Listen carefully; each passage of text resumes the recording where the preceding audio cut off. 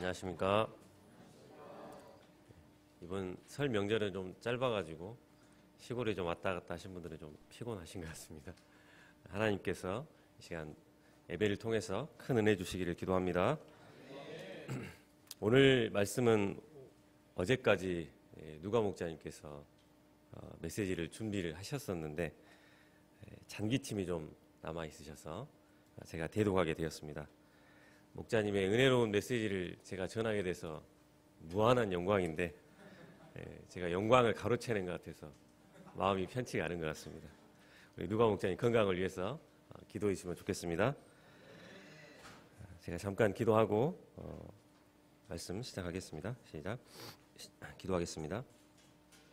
사랑과 은혜가 충만하신 하나님 아버지, 지난 설 연휴 동안 우리 가족들과 교제의 시간을 갖게 하시고 조금은 피곤하지만 하나님 앞에 나와 이 시간 예배드리게 하심을 감사를 드립니다.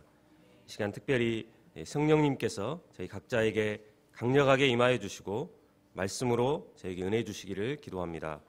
말씀을 들고선 이 자를 긍휼히 여겨주시고 다만 말씀을 담대히 증거할 수 있게 도우시기를 기도합니다. 예수님의 이름으로 기도합니다. 오늘 본문은 고린도후서 11장 1절로 12장 10절 말씀입니다. 오늘 본문에서 바울은 거짓 사도들에 대해서 경계하고 또 그 실체를 밝히면서 또 자신의 삶을 통해 참된 복음 증거자의 자세가 무엇인가를 우리에게 보여주고 있습니다. 다 같이 11장 2절을 읽어보겠습니다. 시작. 내가 하나님의 열심으로 너희를 위하여 열심을 내노니 내가 너희를 정결한 처녀로 한 남편인 그리스도께 드리려고 중매함이로다. 그러나 나는, 이 말씀은 바울이 받은 사명과 그의 사역이 무엇인가를 잘 말해주고 있습니다. 바울의 사명은 일생 성도들을 그리스도의 정결한 신부로 준비하는 일이었습니다. 계시록 19장에 보면 장차 예수님의 재림과 심판 후 하늘에서는 어린 양의 혼인잔치가 기록되어 있습니다. 어린 양의 혼인 기약이 이르렀고 그의 아내가 자신을 준비하였으므로 그에게 빛나고 깨끗한 세마포 옷을 입도록 허락하셨으니 이 세마포 옷은 성도들의 옳은 행실이로다 하더라. 어린 양 그리스도의 신부들은 빛나고 깨끗한 세마포 옷을 입게 되는데 이 옷은 성도들의 옳은 행실이라고 하였습니다. 이 땅에서 성도들의 신앙생활이란 예수 그리스도의 신부로 준비하는 삶입니다. 그런데 바울은 3절에서 무엇을 두려워한다고 하였습니까?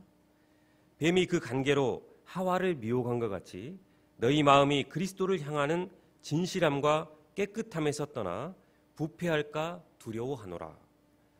에덴 동산에서 하와는 뱀의 꾀임에 하나님께서 먹지 말라고 하신 동산 중앙에 있는 선악을 알게 하는 나무를 먹고 남편 하와에게도 줘서 먹게 하는 불순종의 죄를 범하였습니다. 바울은 에덴 동산에서 뱀이 하와를 미혹한 사건을 들어서 고린도 교회 성도들 너희도 역시 그리스도를 향하는 진실함과 깨끗함을 떠나서 부패할까 두려워한다고 한 것입니다. 즉 에덴 동산에서 하와를 미혹한 뱀, 곧 사탄이 오늘날도 성도들을 미혹할까 염려하고 있다는 것입니다. 시편은 말하기를 이스라엘 백성들이 광야 생활 40년 동안 미혹을 받았다고 하였습니다. 내가 40년 동안 그 세대로 말미암아 근심하여 이르기를 그들은 마음이 미혹된 백성이라 내 길을 알지 못한다 하였도다. 그러므로 내가 노하여 맹세하기를 그들은 내 안식에 들어오지 못하리라 하였도다. 바울은 고린도전서 10장에서 광야 이스라엘 백성들이 미혹되어서 범죄하다가 멸망한 사례들을 열거하면서 고린도 성도들에게 이것을 거울로 삼아 멸망할까 주의하라고 경고하였습니다.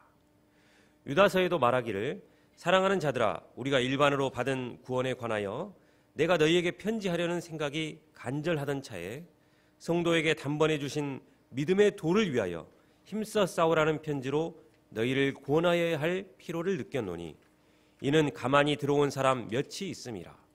그들은 옛적부터 이 판결을 받기로 미리 기록된 자니 경건하지 아니하여 우리 하나님의 은혜를 도리어 방탕한 것으로 바꾸고 홀로 하나이신 주제 곧 우리 주 예수 그리스도를 부인하는 자니라.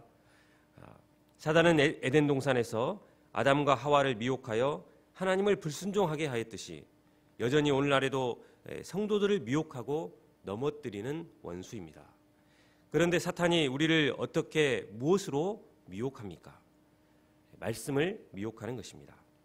하나님의 말씀을 불신케 하고 왜곡하고 또 변질시켜서 하나님의 말씀대로 순종하여 살지 못하게 합니다. 하나님의 말씀을 듣고 순종하여 사는 것이 우리의 생명인데 진리를 변질시키고 왜곡을 시켜서 하나님의 말씀이 미혹되면 우리가 말씀대로 살아갈 수가 없게 되고 그 결국은 저주와 파멸과 심판입니다. 바울은 바로 이렇게 성도들을 하나님의 말씀에서 떨어지도록 미혹하는 자들에 대해서 경계하고 있습니다. 4절을 다 함께 읽어보겠습니다. 시작. 만일 누가 가서 우리가 전파하지 아니한 다른 예수를 전파하거나 혹은 너희가 받지 아니한 다른 영을 받게 하거나 혹은 너희가 받지 아니한 다른 복음을 받게 할 때에는 너희가 잘 용납하는구나. 여기서 우리가 전파하지 아니한 다른 예수, 너희가 받지 아니한 다른 영, 너희가 받지 아니한 다른 복음이란 바울이 전한 복음 진리를 부정하고 왜곡하거나 훼손하는 다른 이론들을 말합니다. 갈라디아에 있어서 바울은 이렇게 썼습니다. 그러나 우리나 혹은 하늘로부터 온 천사라도 우리가 너희에게 전한 복음 외에 다른 복음을 전하면 저주를 받을지어다.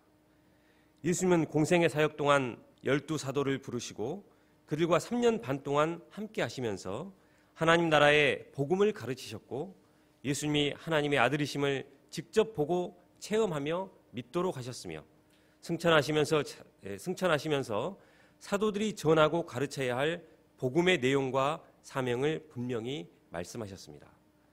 그러므로 너희는 가서 모든 민족을 제자로 삼아 아버지와 아들과 성령의 이름으로 세례를 베풀고 내가 너희에게 분부한 모든 것을 가르쳐 지키게 하라.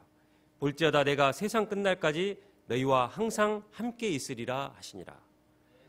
그런데 우리가 알고 있는 바로는 바울이 예수님을 직접 대면하여 한 번도 본 적이 없습니다. 바울은 무슨 근거로 우리가 너희에게 전한 복음 외에 다른 복음을 전하면 저주를 받을지어다라고 말할 수 있는 것입니까? 바울은 갈라디아에서 이렇게 썼습니다.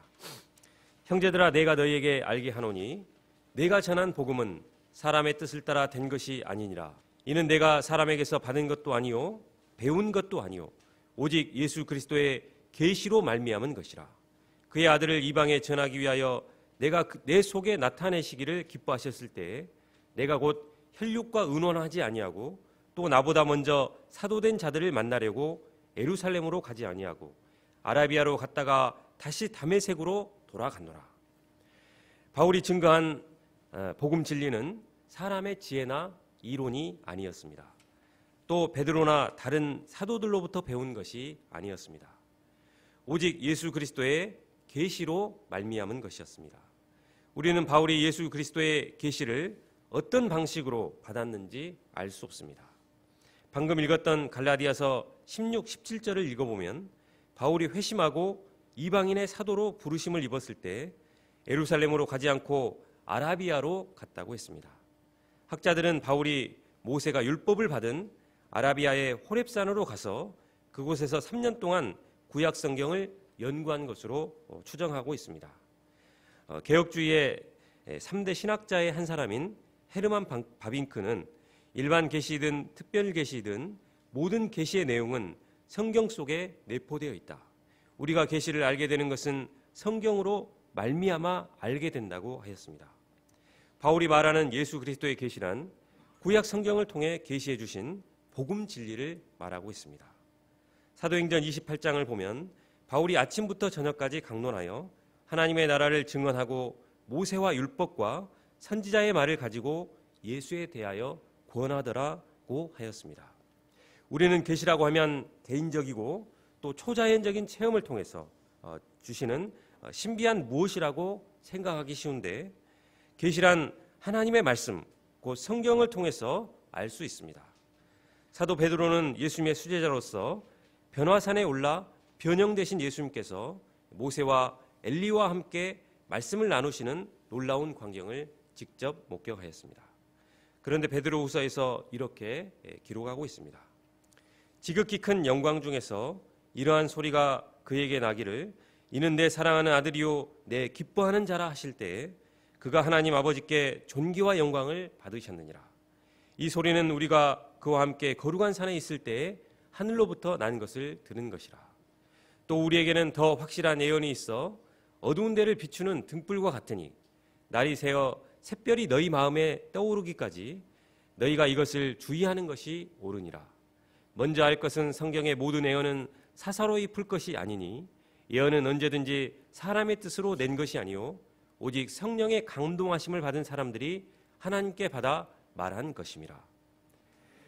베드로는 자신이 변화산에서 직접 들은 하나님의 음성보다도 더 확실한 예언으로 성경 말씀을 들었습니다.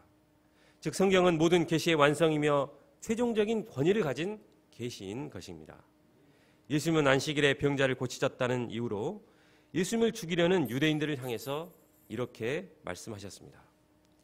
모세를 믿었더라면 또 나를 믿었으리니 이는 그가 내게 대하여 기록하였습니다. 그러나 그의 글도 믿지 아니하거든 어찌 내 말을 믿겠느냐 하시니라. 그러므로 바울이 전한 복음이란 구약 성경에 기록된 하나님의 말씀을 통한 계시임을 알 수 있습니다. 구약 성경은 예수 그리스도에 대한 계시로 가득합니다. 구약 성경에는 예수님의 성육신과 고난, 십자가의 죽으심, 예수님의 부활과 재림, 예수님의 거룩하심, 사랑과 긍휼, 능력과 권세가 눈으로 보듯이 생생하게 계시되어 있습니다. 그러므로 거짓 사도들이 증거하는 다른 예수, 다른 영, 다른 복음을 분별하려면 그들이 전하는 것이 성경적인가, 또 성경을 거슬러 하나님의 말씀을 부인하는가를 보면 알 수 있습니다. 또한 그들의 말과 행동이 하나님의 말씀에 일치하는가 아닌가를 보면 알 수 있습니다. 이런 거짓 사도들에 대한 내용이 5절에서 15절에 기록되어 있습니다. 거짓 사도들은 바울의 복음을 훼손하기 위해서 바울의 사도직을 부정했습니다. 그들은 바울이 마땅히 받아야 할 급여도 받지 못하는 자격이 없는 자라고 비난했습니다. 또 마게도냐 교회에서 돈을 착취해서 생활비로 썼다고 주장했습니다. 그러나 사실은 바울이 고린도 교회로부터 급여를 받지 않고 천막 만드는 일을 하면서 자비양으로 복음 역사를 섬겼던 것은 성도들을 섬기고 높이고자 하였기 때문이었습니다. 또 마게도냐 교회로부터 비용을 받은 것도 고린도 성도들을 섬기려는 목적 때문이었습니다. 바울은 고린도 개척 역사를 섬길 때 여러모로 돈 들어갈 곳이 많아서 항상 경제적으로 어려웠지만 아무에게도 누를 끼치지 않았습니다. 바울은 성도를 사랑하고 섬기는 마음으로 자비량 사역을 감당했습니다. 반면에 바울의 사도직을 부정하며 바울을 비난했던 자들은 교회로부터 급여를 받는 것을 넘어서 20절에 보면 그들은 성도들을 자신의 종으로 만들었습니다. 성도들을 착취했습니다. 자신들의 권위를 높이며 성도들을 함부로 대했습니다. 그들은 사도라는 명분으로 성도들을 착취하고 이용하는 사꾼이었습니다. 이름은 목자이고 사도인데 사실은 자기 유익을 취하는 것이 목적이었습니다. 양들의 영혼과 유익은 뒷전이고 물질을 탐하고 성도들을 자신의 목적 달성을 위한 수단으로 생각하는 자들이었습니다. 그런데도 고린도 성도들은 그들의 권위에 눌려서 아무런 불평도 하지 못했습니다. 바울은 이런 자들에 대해서 단호하게 말하고 있습니다. 13절에서 15절을 읽어보겠습니다. 시작. 그런 사람들은 거짓 사도요 속이는 일꾼이니 자기를 그리스도의 사도로 가장하는 자들이니라. 이것은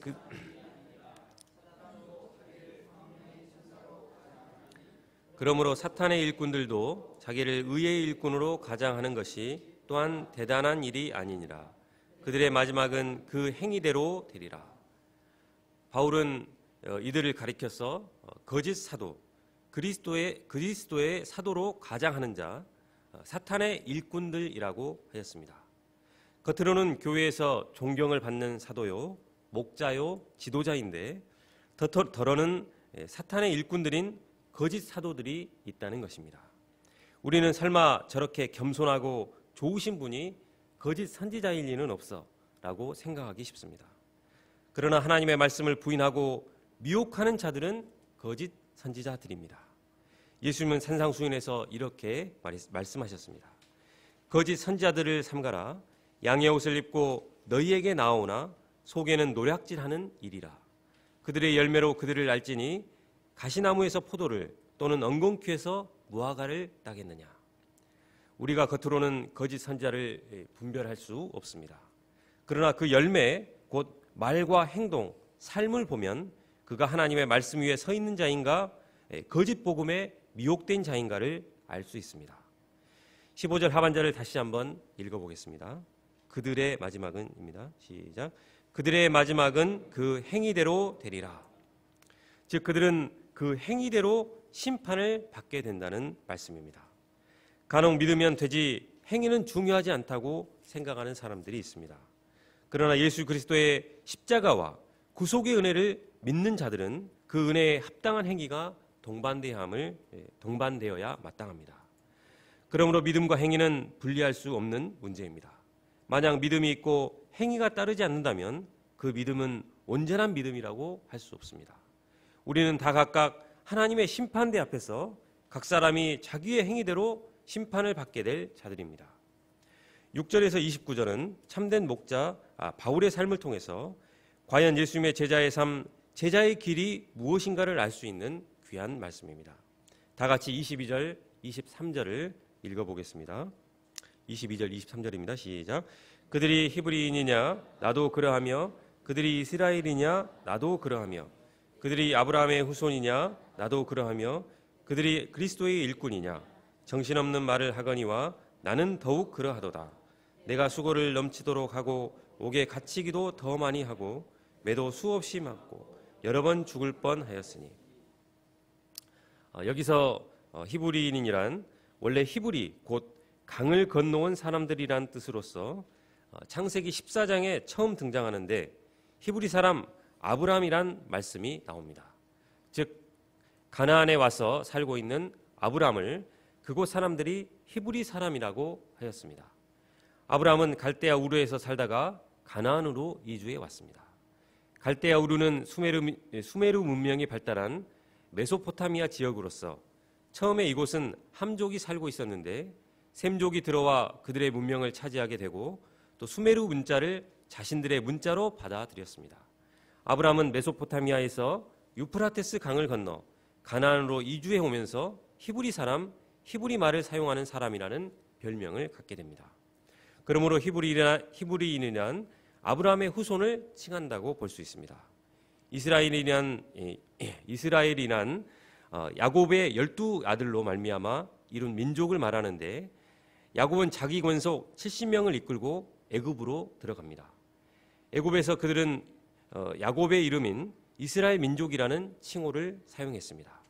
그러므로 이스라엘이란 말도 결국 아브라함의 후손을 가리킵니다.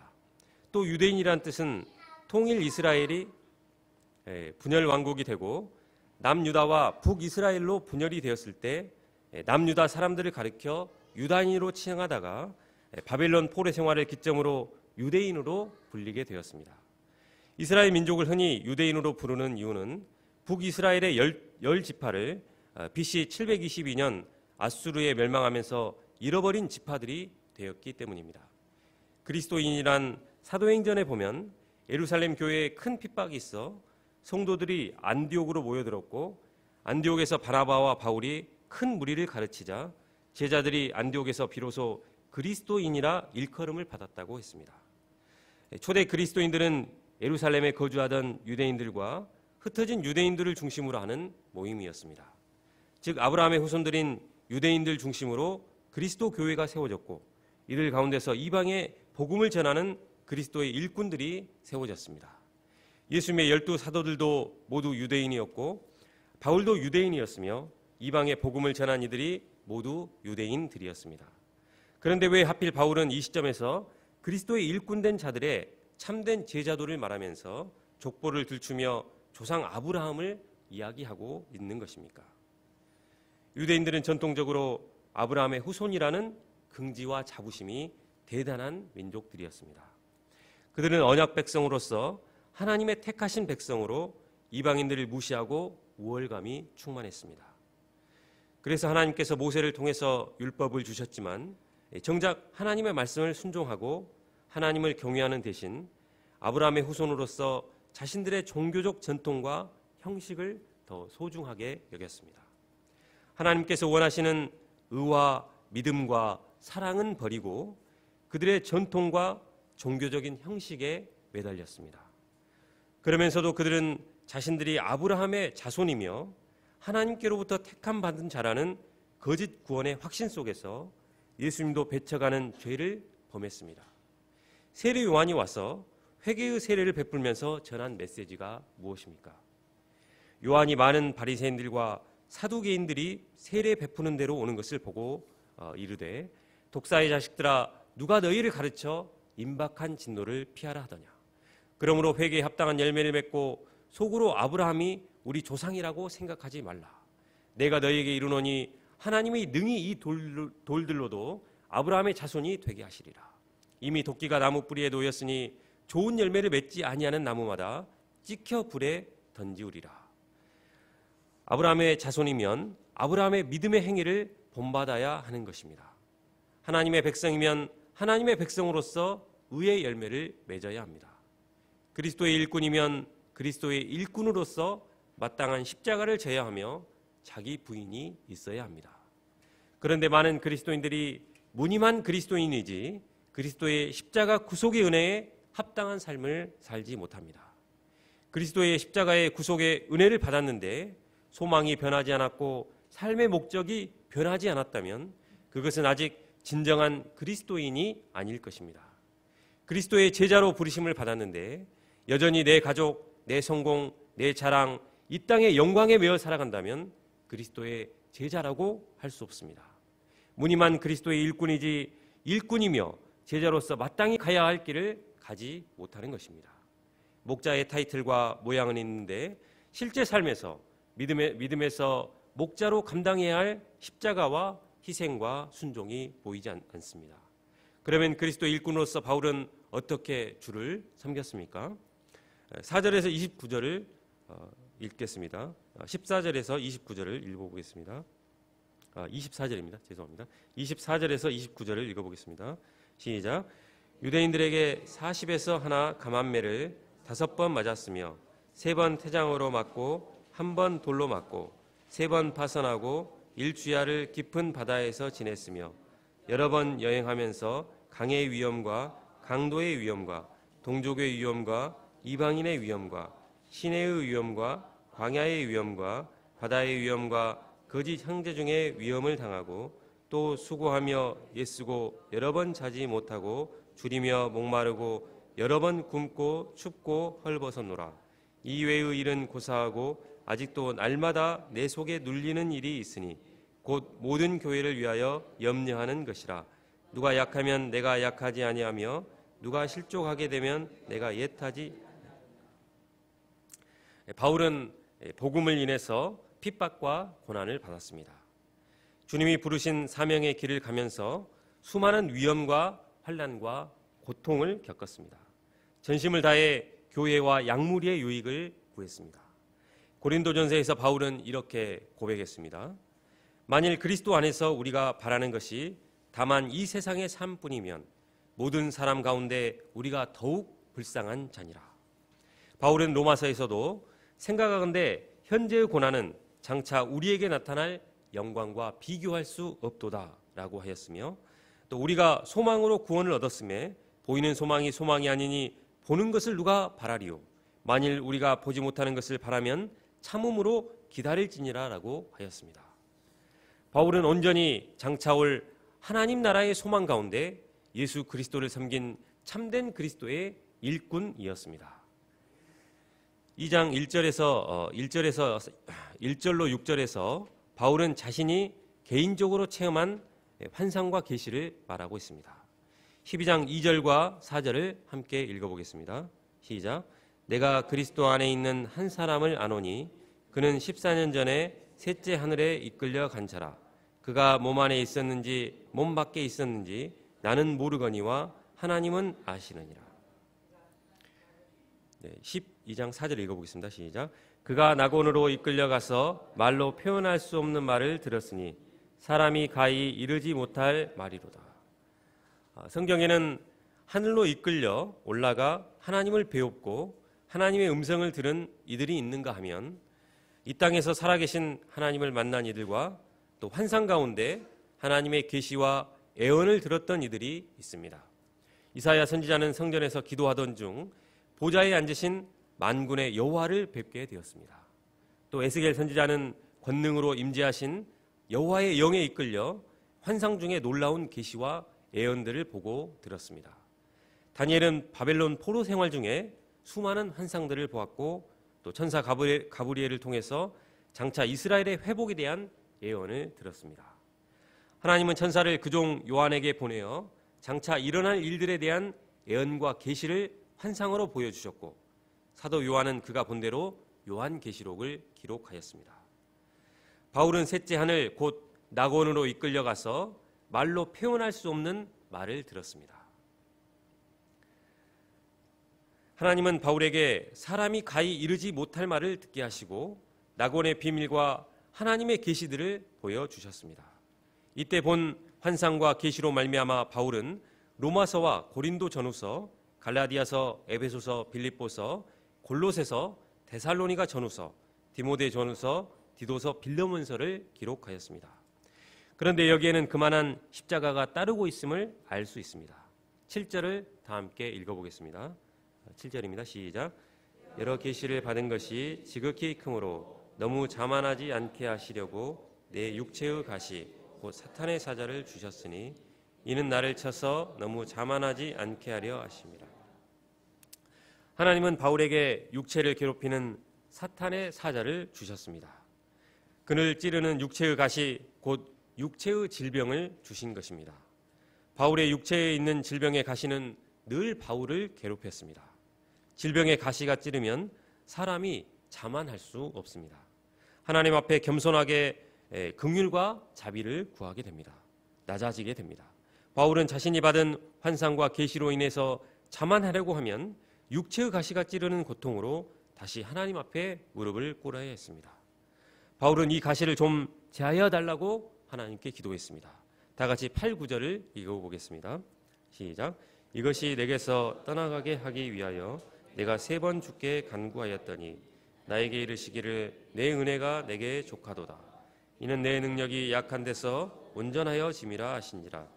그러므로 도리어 크게 기뻐함으로 나의 여러 약한 것들에 대하여 자랑하리니 이는 그리스도의 능력이 내게 머물게 하려 함이라.